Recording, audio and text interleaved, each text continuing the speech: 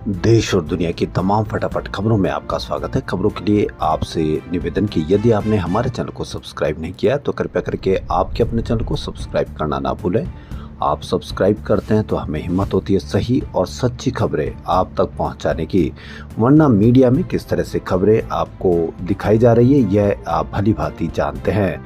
Media में आज की बड़ी खबर कि मीडिया में इतनी झूठी खबरें दिखाई गई, झूठी खबर आपको पेश की गई कि मीडिया में जो उसकी टीआरपी है वो भी कम हो गई है। तो इसलिए अब दर्शकों का बुद्धिमान होना शुरू हो गया है। अब देखना यह है कि टीवी मीडिया किस तरह से आपको कितना मूर्ख बना सकता है या कितना मूर्ख बनाने की कोशिश कर रहा है, इस पर आप भली भांति समझदार हो गए हैं। तो क्या है आज की बड़ी खबरें। ऑपरेशन सिंदूर और भारत पाकिस्तान के बीच सैन्य तनाव कम होने के बाद कांग्रेस सांसद राहुल गांधी ने इस मुद्दे पर अपनी पहली प्रतिक्रिया दी है। उन्होंने विदेश मंत्री एस जयशंकर के बयान को आधार बनाकर केंद्र सरकार पर पाकिस्तान को हमले से पहले जानकारी देने का गंभीर आरोप लगाया है। राहुल गांधी ने शनिवार को ट्विटर पर लिखा कि हमले की शुरुआत में पाकिस्तान को सूचित करना एक अपराध था। विदेश मंत्री ने खुद इसे स्वीकार किया है। इसकी इजाजत किसने दी और इसका क्या परिणाम हुआ? क्या हमारी वायुसेना ने विमान गंवाए?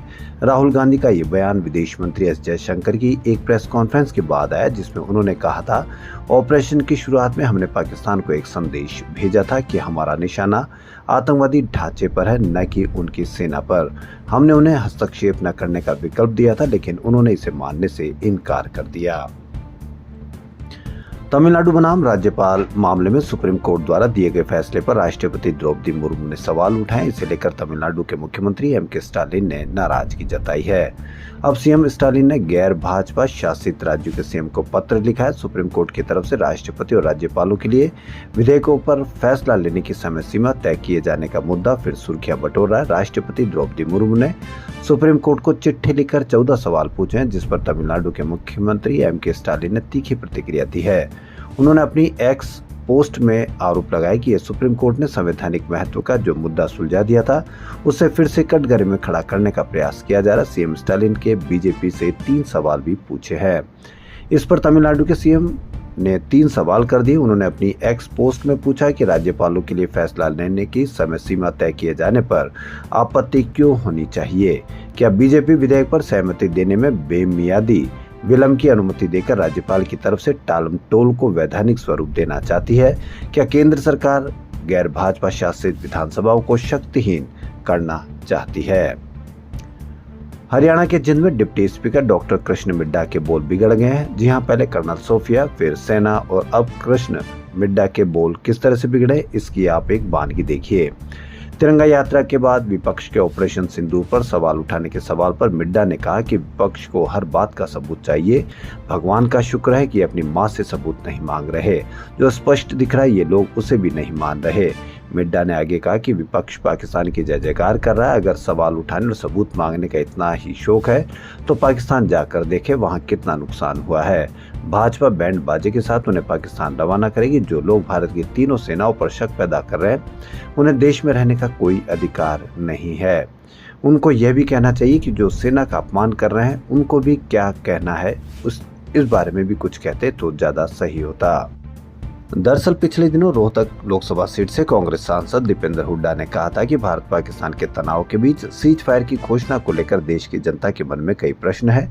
दोनों देशों के बीच अमेरिका बीच में कैसे आया? इसके अलावा अमेरिका ने युद्ध विराम की घोषणा क्यों की? इसरो ने रविवार सुबह यानी आज सुबह 5:59 पर श्रीहरिकोटा के सतीश धवन अंतरिक्ष केंद्र से पोलर सैटेलाइट लॉन्चन व्हीकल यानी PSLV C61 के जरिए अपना 101वां सैटेलाइट EOS 9 अर्थ ऑब्जर्वेटरी सैटेलाइट लॉन्च किया, लेकिन यह लॉन्चिंग सफल नहीं हो सकी। पहले और दूसरे फेज में सफल होने के बाद तीसरे फेज में EOS 09 में गड़बड़ी का पता चला। इसरो चीफ वी नारायण ने कहा कि आज 101वें प्रक्षेपण का प्रयास किया गया। PSLV C61 का प्रदर्शन दूसरे चरण तक सामान्य था। तीसरे चरण में ऑब्जर्वेशन के कारण मिशन पूरा नहीं हो सका।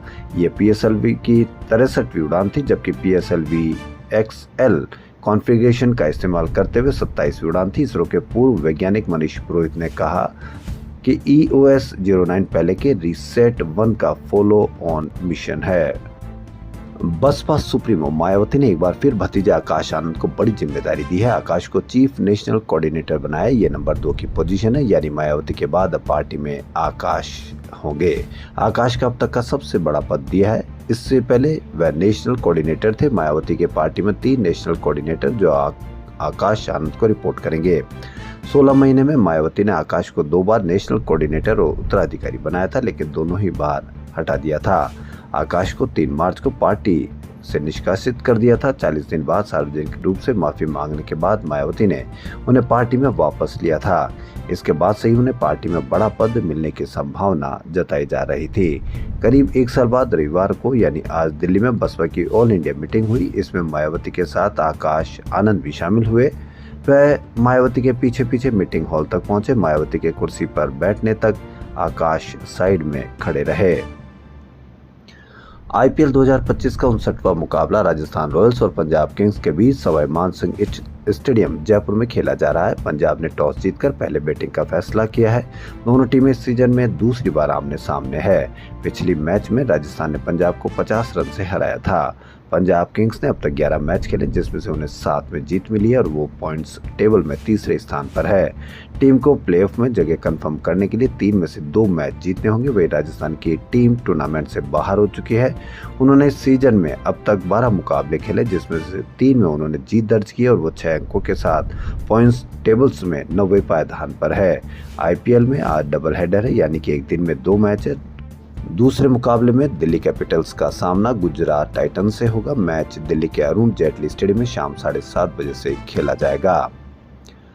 हरियाणा से जासूसी के आरोप में पकड़ी गई यूट्यूबर ज्योति मल्होत्रा की भारत से निकाले गए पाकिस्तानी अफसर दानिश से नजदीकी थी। उसके यूट्यूब चैनल ट्रैवल विद जो पर अपलोड किए गए वीडियो से ही इस बात का पता चला। इसके बाद पूछताछ में ज्योति ने इस बात की पुष्टि की। ज्योति पिछले साल 23 मार्च को पाकिस्तान के नेशनल डे पर वहां की एम्बेसी में इफ्तार पार्टी में शामिल हुई थी।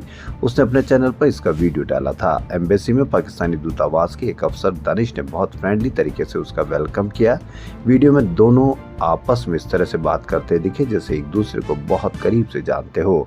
इसी दानिश को ऑपरेशन सिंदूर के बाद अवांछित व्यक्ति घोषित किया गया था। भारत सरकार ने इसे 13 मई को देश से निकाल दिया था। पार्टी में दानिश ने उसे अपनी पत्नी से मिलवाया।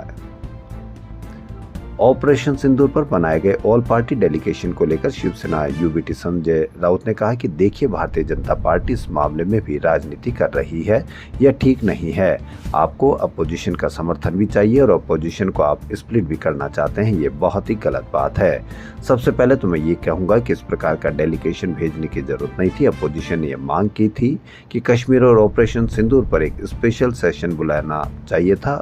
वो होने के बाद आपको भेजना चाहिए था। आपने आपके मनपसंद सांसद जो है उसका एक डेलीगेशन आप बनाकर भेज रहे। शिवसेना के 9 मेंबर है। हमको किसी ने भी पूछा नहीं कि शिवसेना से आप किसको भेजना चाहते हैं। संजय राउत ने कहा कि टीएमसी के 35 और समाजवादी पार्टी के 40, लालू प्रसाद के भी लगभग 5 मेंबर हैं। आप ऑल पार्टी डेलीगेशन की बात करते हो तो आपको सबक को लेना चाहिए। हमारी दूसरी मांग ये थी कि ऑल पार्टी डेलीगेशन को कश्मीर में लेकर जाना चाहिए। आप ये दोनों नहीं कर रहे। उन्होंने कहा कि ये क्या करेंगे वहां जाकर? आप इस मुद्दे का अंतर्राष्ट्रीयकरण करना चाहते हो क्या? इजराइल और गाजा का युद्ध चल रहा है। पीएम पुतिन ने हमारे यहाँ डेलीगेशन नहीं भेजा है। ये लोग क्या कर रहे हैं? क्या नोटंकी चल रही है? ये खबरों फिलहाल इतना ही। यदि आपको हमारा चैनल पसंद आए तो लाइक, सब्सक्राइब और शेयर अवश्य करें। धन्यवाद।